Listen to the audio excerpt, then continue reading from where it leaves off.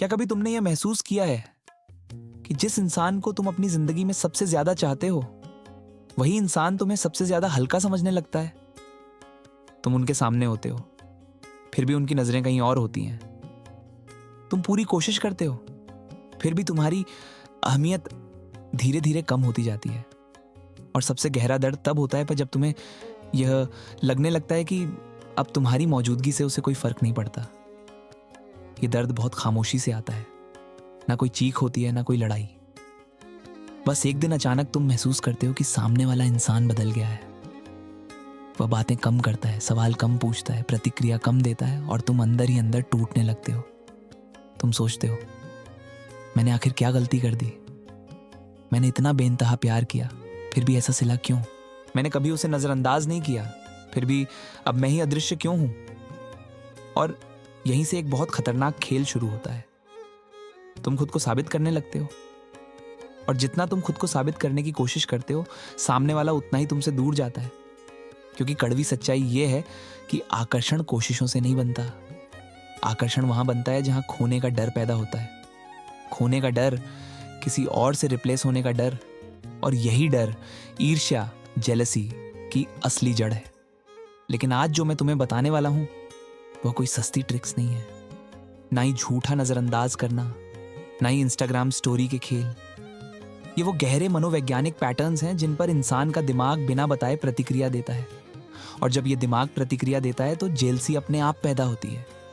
पर इससे पहले एक बात बहुत अच्छे से समझ लो, जेलसी तभी काम करती है जब तुम अंदर से मजबूत होते हो। एक कमजोर इंसान जब जेलसी पैदा करने की कोशिश करता है तो वह मजाक का पात्र बन जाता है। लेकिन एक मजबूत इंसान बिना किसी कोशिश के जेलसी पैदा कर देता है। मैं तुम्हें एक दृश्य सुनाता हूं। एक लड़का था, बिल्कुल साधारण, ना बहुत हैंडसम, ना बहुत अमीर, लेकिन उसमें एक चीज अलग थी। वह अपने आप में मुकम्मल, पूरा था। वह उस लड़की से बात करता था, हंसता था, लेकिन उस पर चिपकता नहीं था। वह जवाब देता था, लेकिन तुरंत नहीं। वह परवाह करता था, लेकिन एक दायरे में। और यही बात उस लड़की को उलझन में डालने लगी। लड़की सोचती थी, ये मुझे पसंद करता भी है या नहीं। और इंसान जिस चीज को लेकर उलझन में होता है, उसी चीज को लेकर वह पागल, ऑब्सेस्ड हो जाता है। यही वो पहला सच है जिसे लोग अक्सर नहीं समझते। जेलसी प्यार से नहीं आती।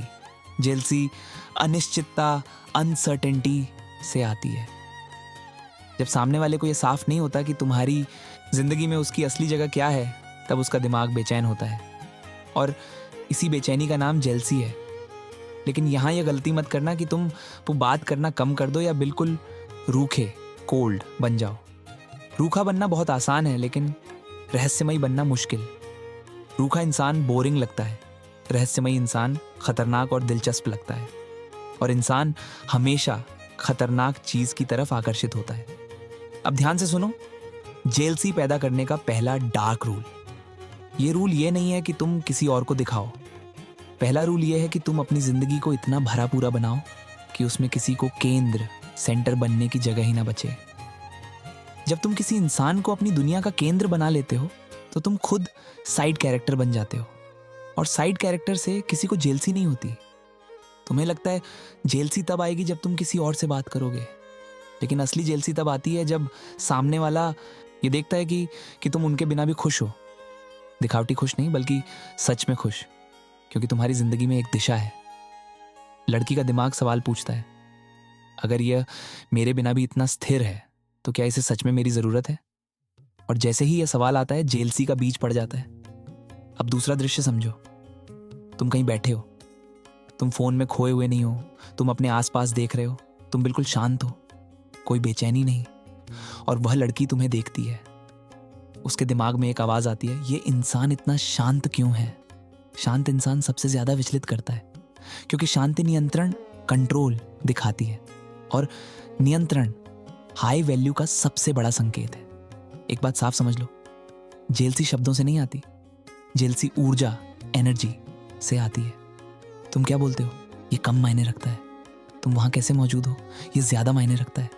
अब तीसरी बात, लोग सोचते हैं जेलसी तब आएगी जब तुम किसी और के साथ दिखोगे, लेकिन ये आधा सच है। अगर तुम लो वैल्यू हो, तो दूसरी लड़की के साथ दिखना तुम्हें सस्ता बनाता है। अगर तुम हाई वैल्यू हो तो अकेले दिखना भी जेलसी पैदा करता है, क्योंकि हाई वैल्यू इंसान के अकेले होने का मतलब चॉइस होता है। चॉइस का मतलब ताकत, पावर, और ताकत को खोने का डर ही जेलसी है। अब सोचो, जब तुम हर वक्त उपलब्ध रहते हो, हर मैसेज का तुरंत रिप्लाई देते हो, हर कॉल उठा लेते हो, तो खोने का डर कैसे पैदा होगा?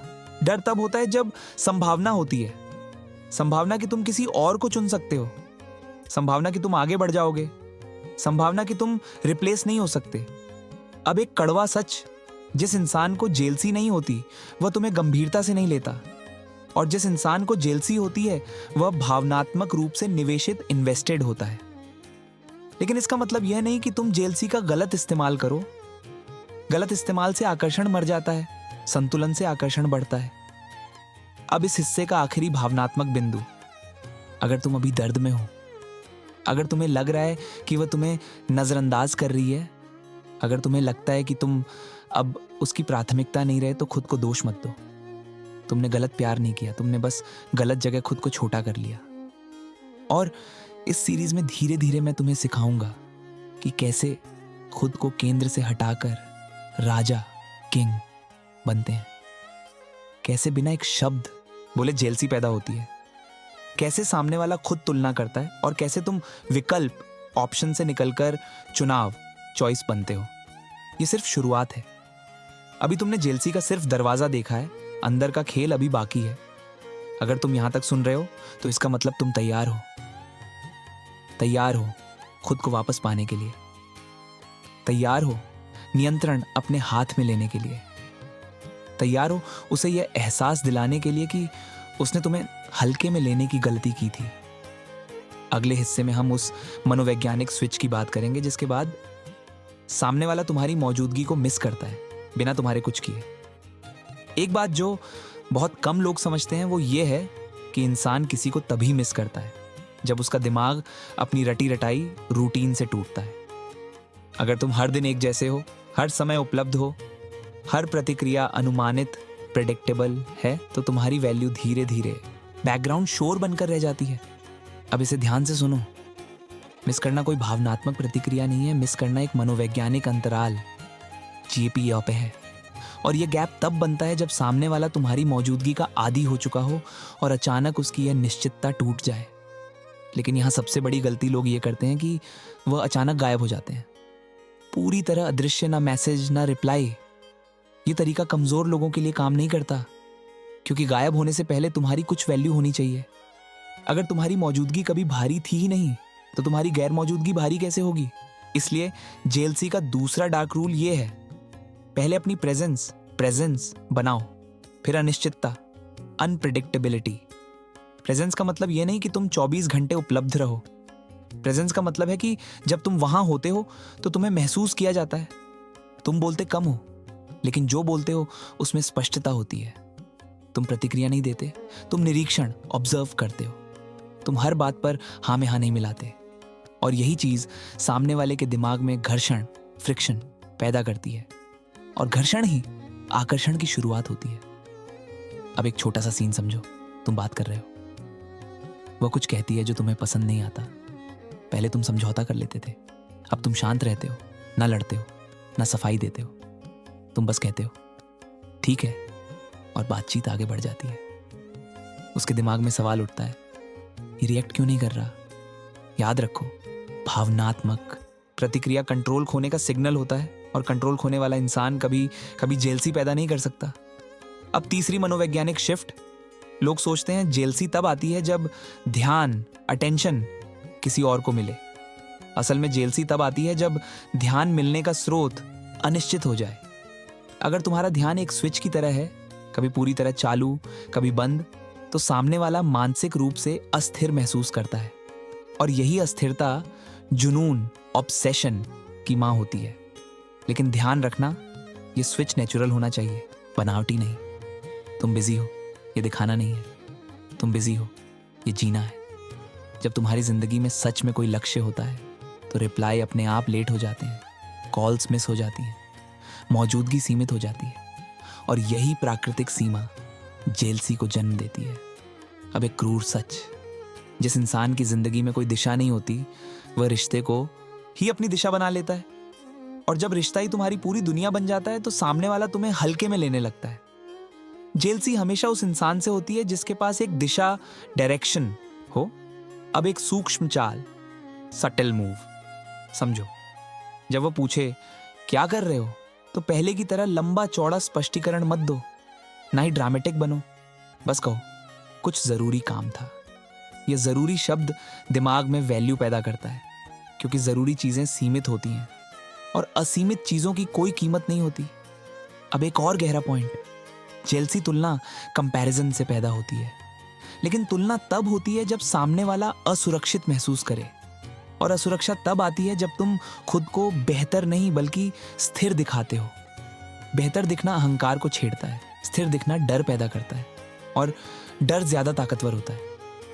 जब वह देखती है कि तुम्हारा मूड उसके व्यवहार से नहीं बदलता, तुम खुश हो, चाहे वह ध्यान दे या ना दे, तब उसके दिमाग में सवाल उठता है, क्या मैं इसे सच में कंट्रोल कर पा रही हूं? और जैसे ही यह सवाल आता है, वह अपना कंट्रोल वापस पाने की कोशिश करती है। यही जेलसी का व्यावहारिक रूप है। अब यहां एक गलती समझ लो, अगर वह तुमसे दूरी बनाए तो तुम उस खाली जगह को भरने के लिए मत भागो। खाली जगह भरने वाला नीचे होता है, खाली जगह बनाने वाला ऊपर होता है। अगर वह खामोश है तो तुम शांत रहो। खामोशी से डर पैदा होता है, शोर मचाने से नहीं। अब इस हिस्से का भावनात्मक निचोड़, तुम उसे जेलस इसलिए नहीं बनाना चाहते कि सामने वाला रोए। तुम जेलस इसलिए बनाना चाहते हो ताकि सामने वाला तुम्हें खोने से डरे।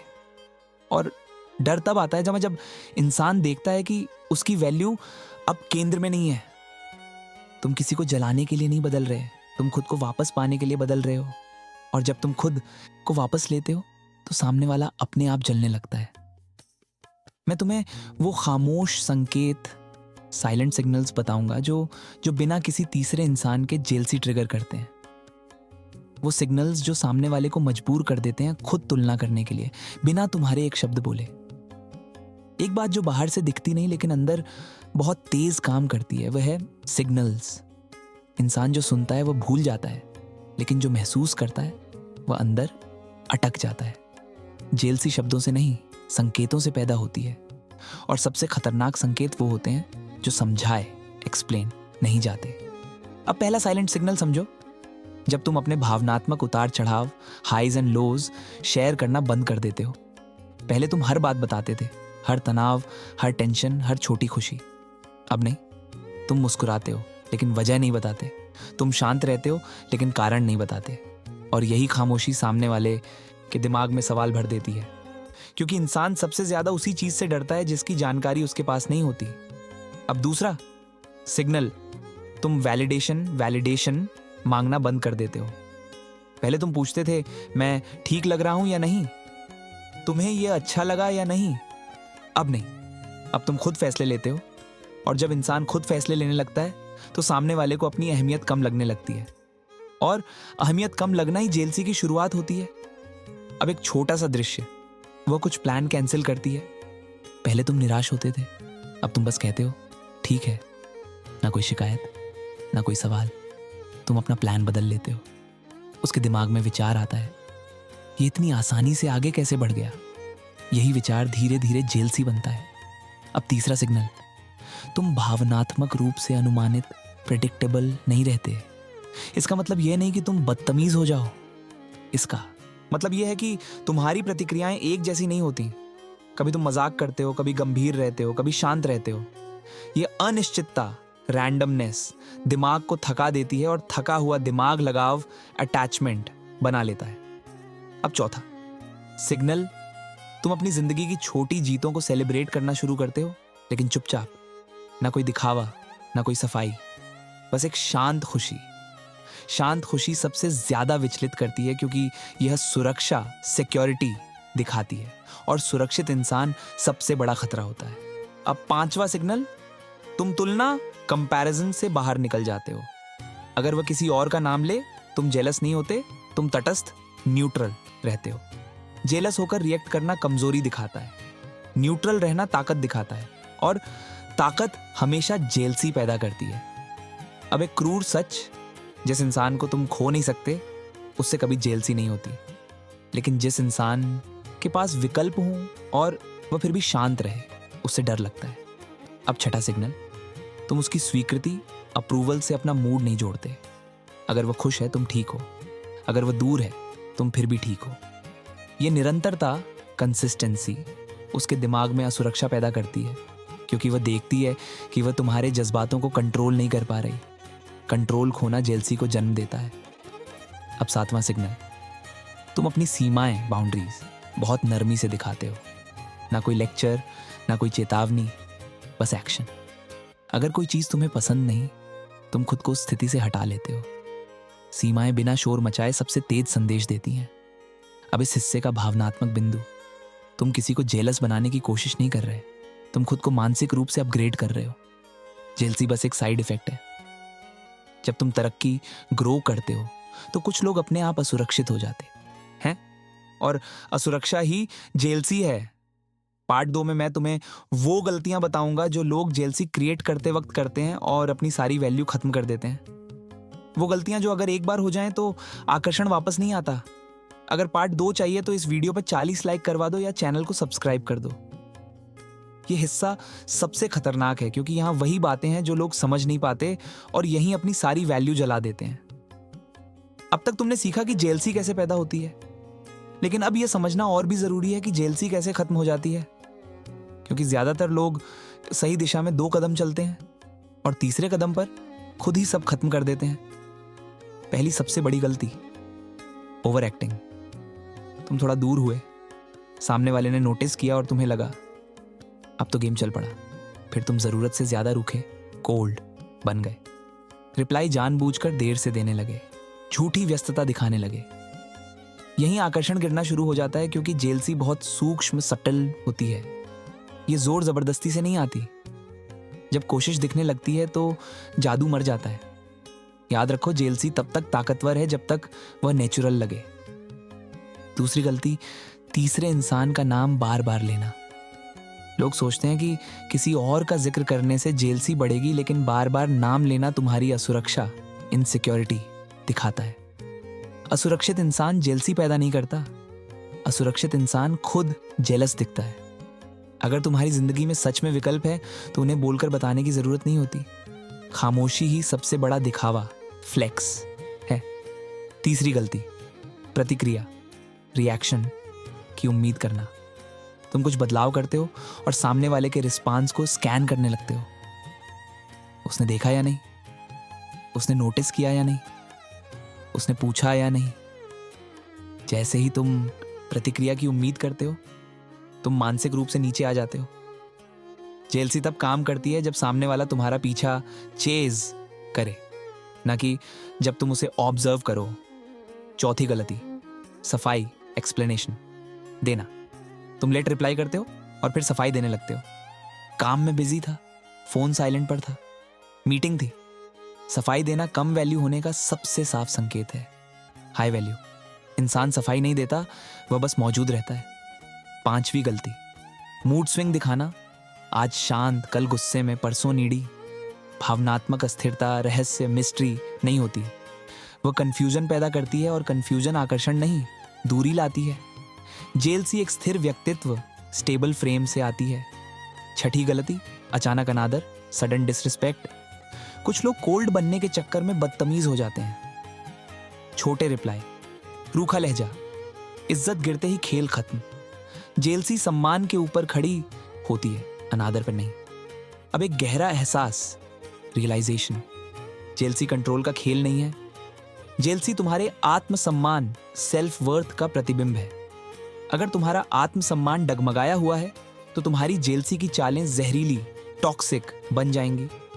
और टॉक्सिक चीजें कुछ समय के लिए ध्यान तो खींचती हैं, लेकिन आकर्षण नहीं। अब एक भावनात्मक दृश्य सोचो। तुम शांत हो, तुम संयमित हो, तुम इज्जतदार हो, लेकिन तुम्हारी जिंदगी आगे बढ़ रही है। वह देखती है और उसके अंदर हलचल होती है।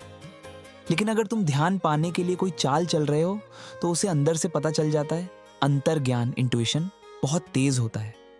अब इस हिस्से का सबसे जरूरी पॉइंट, जेलसी कभी भी लक्ष्य, गोल नहीं होनी चाहिए।